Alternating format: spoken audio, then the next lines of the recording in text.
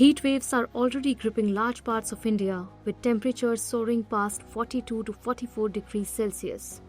And now, forecasters are tracking a bigger climate threat, a developing Super El Niño in the Pacific Ocean. What are these developing weather conditions and how could they impact India's monsoon?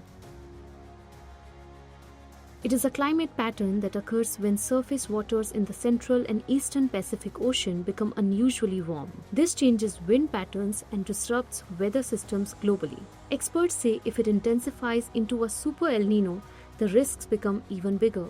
So how is Super El Niño different? It happens when Pacific Ocean temperatures rise sharply above normal levels, typically crossing 2 degrees Celsius above the long-term average. This is more disruptive because it has been linked to severe droughts, floods, crop failures, and record-breaking heat. But what makes the situation more concerning? According to the US National Oceanic and Atmospheric Administration, the El Niño conditions are developing rapidly in the Pacific Ocean. It says there's a strong possibility that the event could strengthen into a Super El Niño later this year. Current sea surface temperatures are already around 0.5 degrees Celsius above normal levels. Scientists warn that this could push global temperatures to record highs.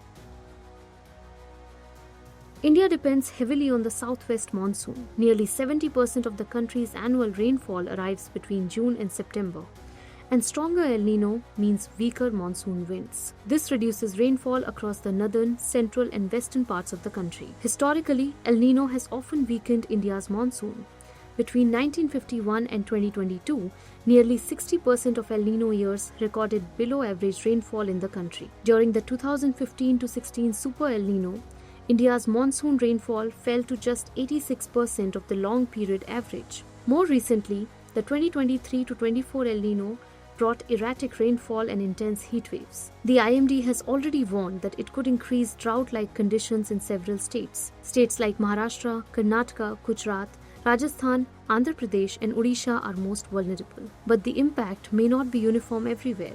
Some southern and eastern coastal areas may see excess rainfall and flooding. In short, both extremes could affect the country's broader economy. A weak monsoon could directly hit India's agriculture sector. Lower rainfall and prolonged dry spells can lead to lower kharif crop output, reduced soil moisture, higher dependence on irrigation, rising costs for farmers, and pressure on food prices and rural incomes.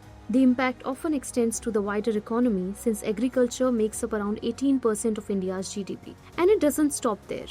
Experts say El Niño can increase pressure on India's power grid. It can also reduce water levels in rivers and reservoirs. However, there is another ocean pattern that can influence this impact. The Indian Ocean Dipole, or IOD, may indicate some relief. It measures the temperature difference between the western and eastern regions of the ocean. A positive IOD means the western Indian Ocean is warmer and the eastern part is cooler.